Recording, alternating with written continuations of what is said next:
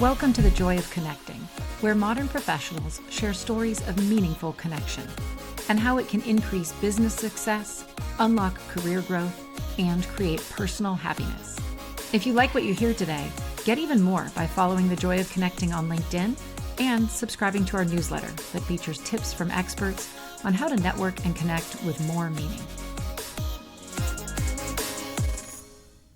Welcome back to the Joy of Connecting, everyone. One of the things that always brings me the most joy in connecting is when I'm having a really long, hard day at work and then I look at my calendar and I get to connect with someone awesome. And guess what? You're listening to that right now. I'm really excited to welcome Alli Kushner to the podcast today. She is Global Operations Team Lead at LinkedIn, but what we're especially excited to talk about today is I'm going to see what you want to call it, a side hustle, but her startup on the side is called Beacon. And it's all around connecting, specifically the incredibly difficult thing of connecting parents who are looking for play dates for their children and making that magical and helpful and awesome. So can you tell I'm excited about it? Welcome to the show, Alli. Thank you so much. There was nothing left to talk about. That was perfect. I think we just put a pin in it and beautiful, put it out there in the world. Yeah. And how many times do you come on a podcast and somebody says, yeah, she works at LinkedIn. But what I really want to talk about is, no, you do amazing work at the B2B Institute at LinkedIn, which is kind of their marketing think tank. But I'll start with a question I ask most of my guests at the beginning, which is, what do you do for work, but who are you passionate about helping? I think that's what I'm always more interested in hearing about. So I love starting with the why. So my why is I want to help parents, all kinds of parents, anyone who identifies as a caregiver, but specifically where I find myself as a working parent. Work can be defined in so many different ways. It doesn't necessarily need to be a typical 9-to-5 job. You don't need to be paid for your work, but we all work in various capacities. So I really view it as my mission is to help working parents connect. I love that broader definition of work and the broader definition of parenting too, right? Like I think it's those similar needs.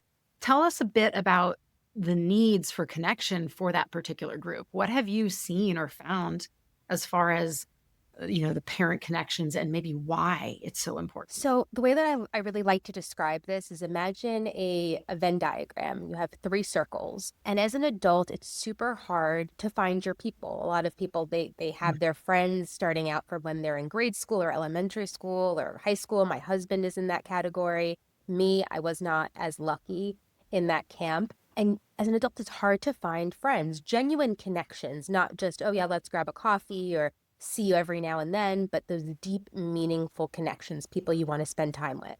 And now going back to the 3 circles of the Venn diagram, when you become a parent, it's now just not about you. It's about your kids. And so we talk a lot about the mental load and the logistical scheduling, and there are only 24 hours in a day. I've tried to change that. I don't know what complaint department to write to about it. But as I'm told, it's 24 hours in a day. That's all we have. So as a parent, you're looking at, okay, I need to find play dates for my kid because that's good for their development, their social needs, etc. So I need kids who are roughly their age and are available when we're available. That's one circle. The other one is they need to be geographically convenient. So I'm not going to travel to Alaska. I mean, it is on my vision board, as I told you, to come visit. I mean, why not? But their best friend cannot be in Anchorage. It's not going to fly with my budget or time constraints. So geographically convenient, plus or minus however many miles it is from me. And then that third circle that is really overlooked for parents and caregivers is that you have stuff in common with their caregivers. I can go to any random playground, sit down for an hour and talk to some other caregiver about what their kid's eating, their favorite activities, bodily functions, how they slept last night. That doesn't necessarily give me joy. It's part of my identity. I am a caregiver, but it's not all of my identity. So when we look at those 3 circles of geographically convenient, kids who are around the same age as your kids, they're available when you're available, and their caregivers are people you want to interact with. You have something deeper to connect with them over. That itty bitty little overlap among those 3 circles, that's the trifecta. That's the triple threat parent friendship, caregiver friendship that we're all chasing. And that is ultimately what Beacon is looking to solve. We're looking to help lighten the load in logistical scheduling, but also helping you find your people. And not just online, but getting you out into the real world for those play dates, as we're calling them. Yeah. I almost, in my mind, I'm almost flipping it the other way and thinking, you go through all of the, even if you're, if as a standalone individual, you go through all the challenge of finding other people you want to talk to, other people you want to hang out. Now put that other Venn diagram circle on top of it and say, okay, now pretend you also have little humans that also need to get, and you Exactly. have to find time to meet in person. It's no longer just Zoom until we die kind of mentality when it's little formative beings that you need to get in person and, playing in the mud and all of that. Exactly. Um, what a challenge. So you have learned a lot about connection. You've seen a lot of stories. You came today kind of prepared with a story or two. Is there a story you'd like to share with us that kind of illustrates connection and what it can do and what you've seen it do for people? Absolutely. So I would say for me, I'm just going to talk about my own connection. And part of the origin story of Beacon is that I went through postpartum depression with both of my children. And in part of that, and part of my healing and my journey to becoming a parent and to stepping into that role, I went through an intensive outpatient treatment at a facility. And that's really where I stepped into this idea of connection, that we don't need to be alone in whatever area of life that you're navigating, whether it's your career, personal life, as a caregiver, whatever the situation is, that whatever that landscape looks like, that connection is really the fiber that binds us all together. So for me, having to go through that very difficult time in my life, and I went in 5 days a week for roughly, I think, 12 weeks to this program, and it was 5 hours a day, and I sat around with a group of birthing parents and connected with them on this very deep level. I couldn't tell you what any of their last names were, but I could tell you some of their very, deep, I won't, but I could go into that very deep, meaningful connections of fears, of hopes, of joys, of all of these things. And that's really where, for me, this aha moment was of how Mhm. meaningful and how invigorating connection can be. And so often you're not, it's a new topic for the podcast, but that idea of some form of trauma leading to that realization, leading to the, frankly, the must have need for connection. I think a lot of us kind of fall through life and maybe we're not being our best and whatever, and we see it as a nice to have. But when you hit those moments of trauma, it can be a must have to get back out.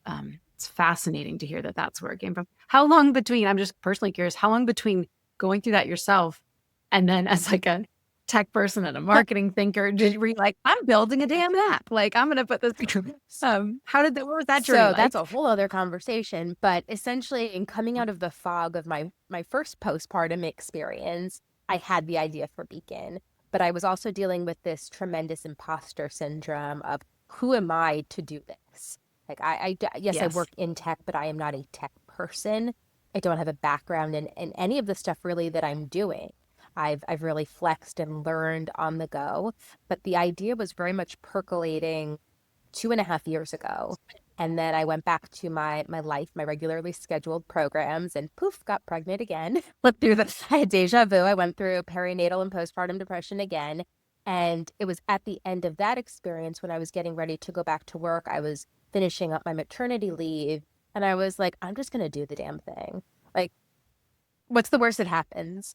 And it took a lot of putting it on the back burner, the soul searching, and I had to get to the age that I was ready, so to speak, that the maturity level of, okay, imposter syndrome, all right, we're just going to kick that to the curb, and what's the worst that can happen? And I also find that with connecting, it's also the same thing, that often that we're afraid to have these deeper conversations or these connections or attempting to connect because of the fear of rejection, because of the fear that Yeah. I'm not good enough, or why would this person want to talk to me? And it's all very interconnected. That a question I'm going to ask you next is kind of about what's one piece of advice you might pass on given your experience here. But I think even what you just said in itself is a bit of advice, which is maybe it's not even the advice, but it's that recognition of sometimes connection is held off by our own perceptions of I'm not worthy, or if we take it to like the LinkedIn world, I can't reach out to that person. They're too busy. I'm not worth their time, right? Like putting yourself out there or we talk a lot about giving value as the first side of connection. You say, yeah, who am I to tell someone something interesting that they would, or who am I to, post on LinkedIn and show up so that people can see me? Putting yourself out there, it can be a real barrier. So actually, I'll go ahead and let you keep talking because you're more interesting. But that in itself, I think, is maybe not the advice, but a real eye opener for me. What is kind of a piece of advice or something you've learned that you would want to tell others who are needing more connection, looking to build more connection, or maybe they're connectors like I you are? love this question. So first of all, I have to say that I love the fact that the show is called The Joy of Connecting. It's not called The Joy of Networking. I think networking is such a not a dirty word, but it's a tainted word at this point in society. I've got to pause you. The way I've been framing it is as soon as you say network, it is kind of like ick. Right? When I need to use that word, I always say building your I network like that. because building your network feels good. Ugh, Networking, yeah, ugh, cringy. no. So from a connection perspective, my advice to anyone, and 18 months ago, 3 years ago, I wish I could go back a decade and tell myself this, but Mm. connection is not a credit card swipe. It's not that sort of transaction. It's an investment. You don't go into it looking for that immediate gratification. I'm going into a store, swipe, I got this beautiful new sweater. Yay, I'm going to wear it tomorrow.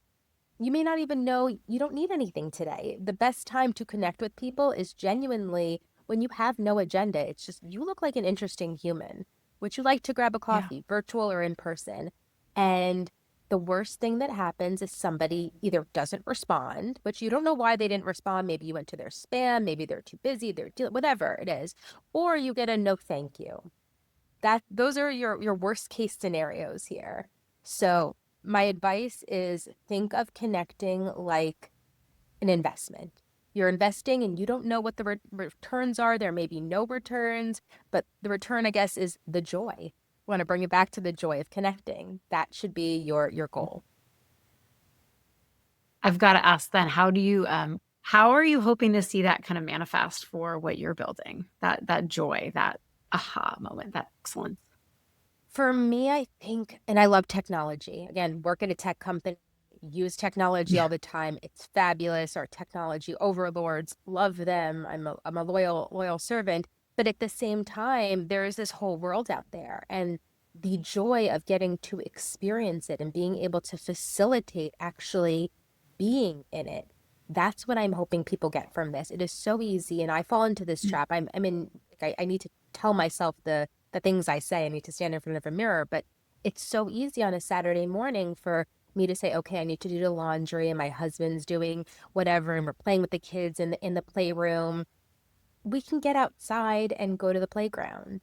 There is this whole world out there. So if a quote unquote play date can be a forcing function for getting people to experience life a little bit more outside of the four walls that contain them, that is success. That is what I'm hoping for.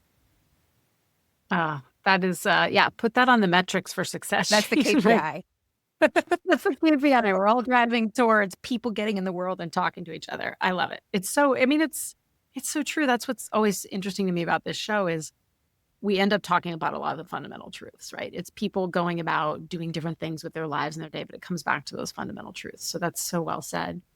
One thing I always like to ask my guests too is, as you know, you are someone who thinks deeply about connection, specifically, with your focus now, but in general, you and when we first connected, it was very much that, hey, you seem cool, I seem cool. There's no transaction. Let's just get to know each other. We found those bits that kind of pulled us to be really interested in what each other were working on.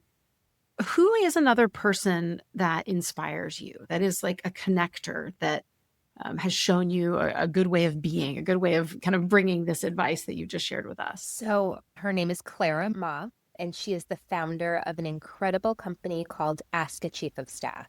So every principal, every leader should have a chief of staff, I believe is their motto. I hope I'm not butchering that, but she is an amazing example of what it means to be a connector. She's authentic. She helps without asking. I think she helps without thinking about asking. Just for her, it's her next sense. It's just an extension of who she is. And I met her through a networking group. Again, that evil word there.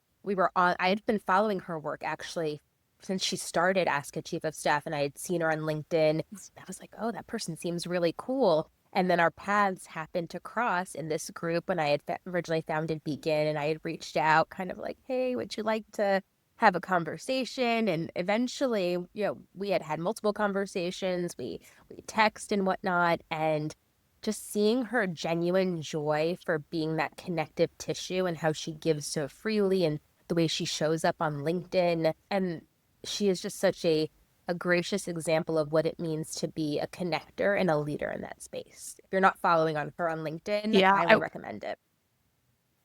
yeah, definitely going to drop that in the show notes for everyone who's listening. And what's interesting too is, again, you can take the idea of connection and extend it to all. I imagine too, the one thing that chief of staffs do so well is they make the connections where they need to happen. They get the right person in the room. And so it's interesting that, what she's built is kind of to a certain extent built around that as well. There is just a connective type of person. And it's really interesting because they can exist in so many different professions and in so many different spaces. Well, when we talk about AI, I know this is going completely in a different direction, but with the rise of AI, things are changing so rapidly, and there are certain things that are becoming even more important to double down on. And learning about connecting and actually investing in connections and those quote unquote soft skills, the ability to have a conversation, the ability to communicate in different ways. And maybe that's amplified by different AI tools, but I think it's becoming even that much more important. You're right. Quite a few of the trends we've seen, by their nature make us feel less connected, but that backlash of the other one that came to mind was just, the pandemic and Zoom, right? We all felt less connected. And so then all of a sudden now we're trying much, much harder to connect, A, over Zoom, and then B, we're kind of now desperately looking for ways to get back to the real world as well. I don't know how long we have to say we're in a post-pandemic world, but I think we're good for 20 years on that. Until we hit the next one, I guess. Please don't say that. Please don't say that. Sorry. I said Throw that. some salt over your shoulder or whatever you need to do. Yeah, I got some wood. I'll knock on that.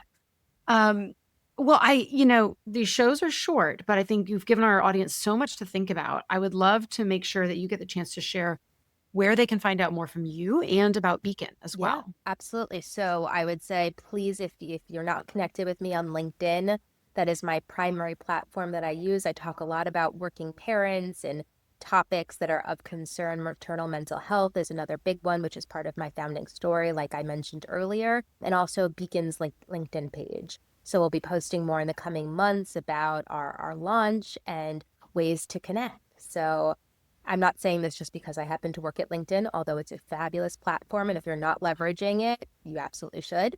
But you can find me and Beacon there. Oh, that's fantastic. I'm very excited to see the launch of Beacon. Thank you today for letting us dive into that a little bit more.